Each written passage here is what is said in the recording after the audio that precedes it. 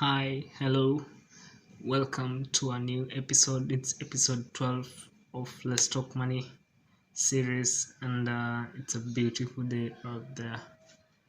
Oh, I wish I could just show you how beautiful it is. And in this video,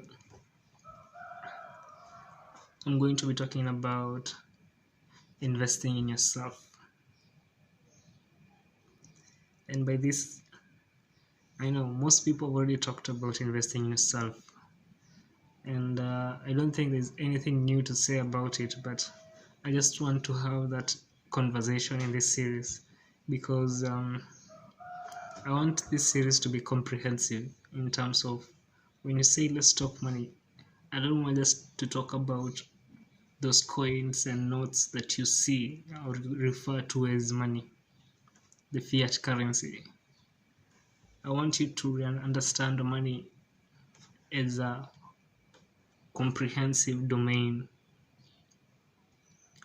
and part of that comprehensive domain is understanding the value of investing in yourself. And for me to tackle investing in yourself, I know the part of the people watching this video are female, part of them are not female, those are male, and part of them are in between. And I can't clearly articulate for the other genders because I'm a male. I can't clearly articulate how it means to invest in yourself for the other genders. But at least by listening to what I have to say from a male perspective, you might get a thing or two to implement for yourself.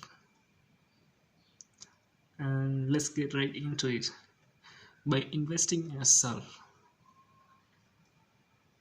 what does that mean? How does that go about? Where do you start? And for me, in my opinion, I think investing in yourself starts with you educating your mind. And by educating your mind, I don't mean the typical education where you go to university, you go to college, you go to high school, whatever. No, I mean the real education whereby you sit down, open a book, and start reading it. Or you sit down, find a course, some short course online about a very specific topic that you've been very interested in knowing about comprehensively, not just on top. There's the kind of knowing something just on the horizon whereby you can be able to spot the idea but you don't understand it, and there's the comprehensive way of knowing something that you can able to create material that is aimed at teaching about that thing you know. And that's the kind of understanding I'm talking about. So for you to really educate yourself, for you to really build your competence, you have to sit down, open a book, or sit down, open your laptop, go to your website and start looking for real comprehensive information.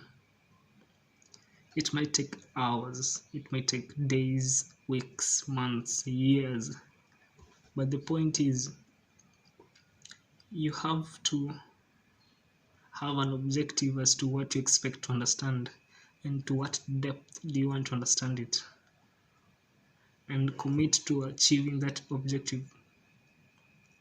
That is education. But the typical one of going to school and getting a certificate or a degree, that is not education. That is just verification that you're educated. You're trying to verify to everyone else that you have been educated. That's why you need the certificate to carry with you. Without the certificate, nobody will believe you are actually educated.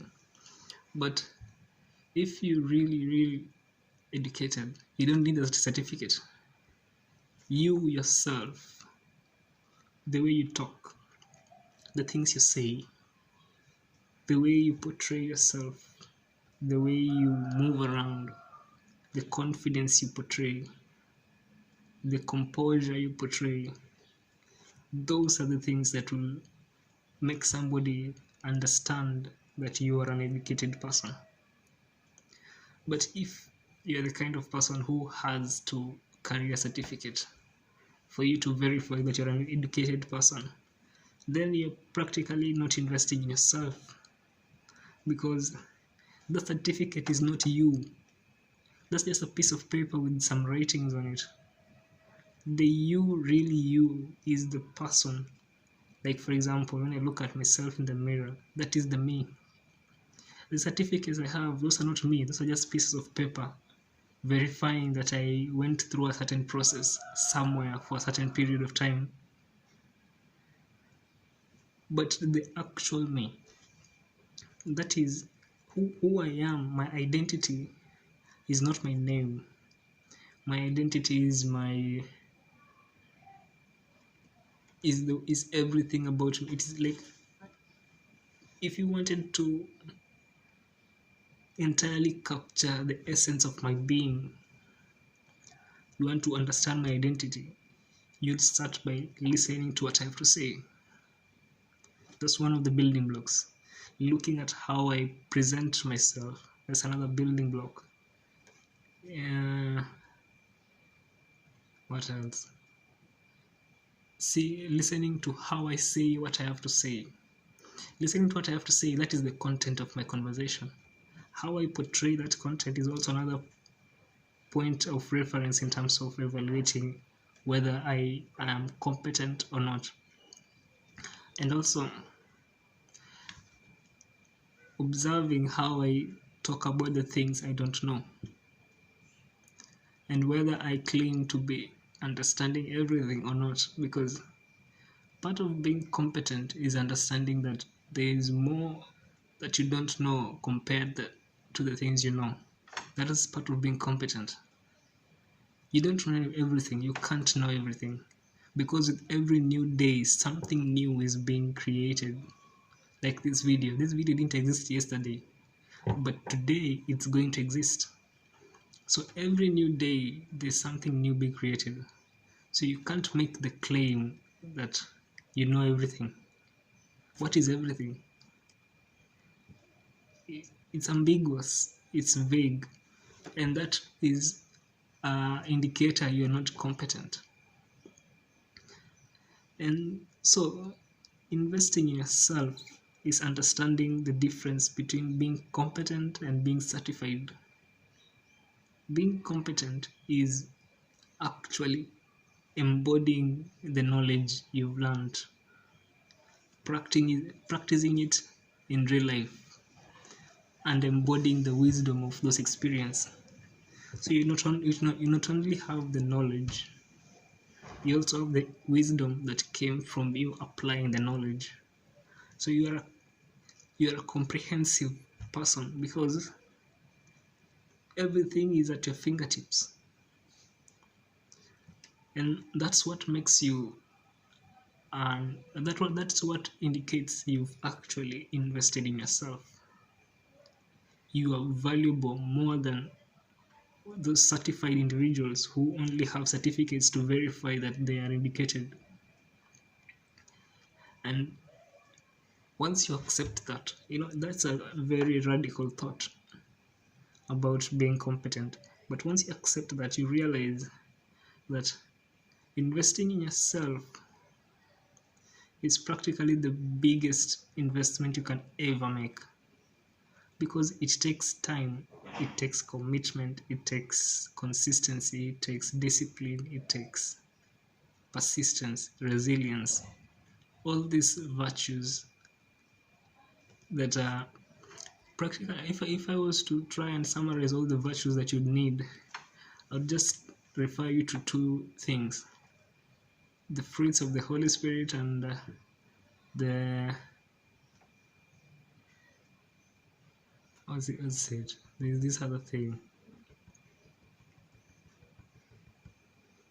I can't believe I'm blanking it out now. I'll point it out once I remember. But the point is, there's a very big distinction between being competent and not being competent, between investing in yourself and not investing in yourself. And for somebody who took the time to invest in themselves in a certain domain, let's say they invested them in themselves in the business domain, it's very easy for them to spot somebody who didn't invest in themselves. Very easy. You just listen to what they have to say. You just look at the way they say what they have to say. Just evaluate the way they carry themselves, the way they interact with other people, whether they feel entitled or not. Yes, there's so many points of reference to be able to evaluate whether the person you're in conversation with is competent or not. And believe me, for somebody who is competent, they don't need to carry any certificate anywhere because they they themselves are the certificate. Yeah, they are everything they need to be.